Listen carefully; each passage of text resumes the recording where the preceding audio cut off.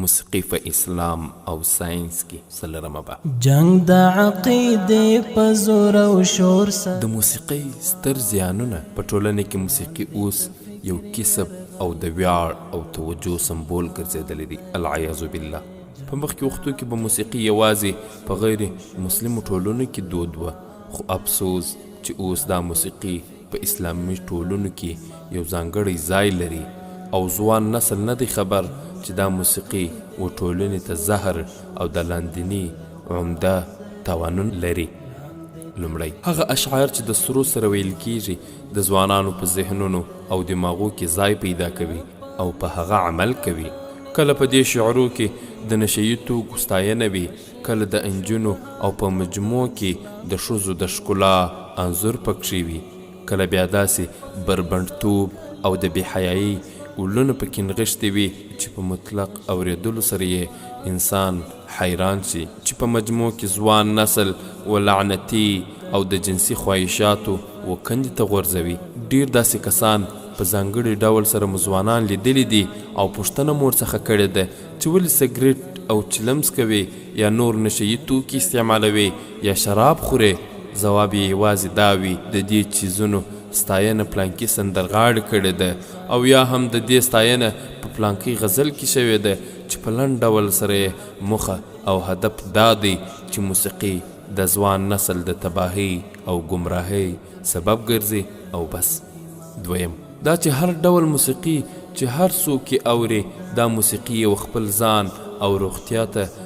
پوره ګواښ دی او د یو لړ روحي ستونزو سره یې مخامخ کوي چې بالاخره د انسان و روغتیا ته داسې ګواښ دی چې کله د انسان دماغ تر دې اندازې پورې تر اغیز لاندې راولي او په سیلابي تورو څپو کې یې راونغاړي چې هغه به خپل ځان په خپله ووژني چې دنیا او آخرت یې دواړه برباد او په صفر کې شي، چې وروسته به درته جواته شي او هر څه به په تفصیل سره ولولئ. دریم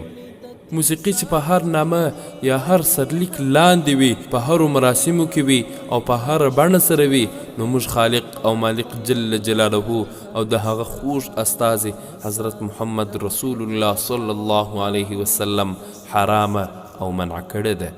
نو د خدای جل جلاله نافرماني و یو مسلمان ته هلاکت او ضلالت دی چې دا و هر انسان ته د ناکامۍ او بدمرغۍ زیری دی او پاتې د نوي چې د خدای جل جلاله په حکمونو کې هیڅ شک نشته او هیڅوک تصرف نسی پکې کولی او نه هم څوک دا اختیار لري چې د قرآن کریم آیاتونو د خپلې خوښې مطابق تعبیر او تفسیر کړي. هیڅوک یې نه لري دا ځکه چې په قرآن عزیز کې په ښکاره الفاظو سره راغلي دي. بسم الله الرحمن الرحیم وما كان لمؤمن ولا مؤمنة إذا قضى الله ورسوله أمرا أن يكون لهم الخيرة من أمرهم ومن يعص الله ورسوله فقد ضل ضلالا مبينا. ژباړه او کله چې او د هغه د رسول په یو کار حکم کړی وي، هیڅ مؤمن او هیڅ مؤمن ښځې ته نه وي په کار چې د دوی په کار کې کوم واک ولري، که څوک ده او د هغه له رسول صلی الله علیه وسلم سرغړونه وکړي، بېشکه چې هغه به په ډاګه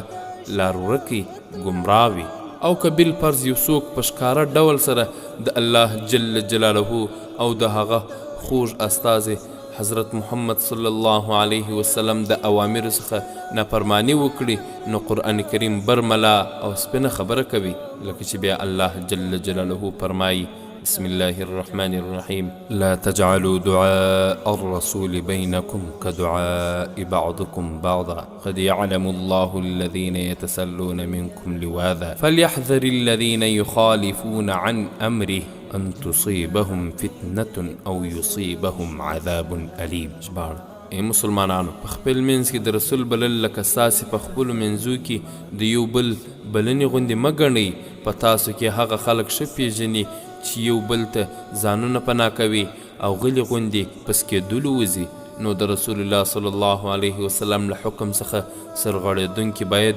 وویریږي چې په کومه فتنه کې اخته نشي یا دردناک عذاب پرې رانشي.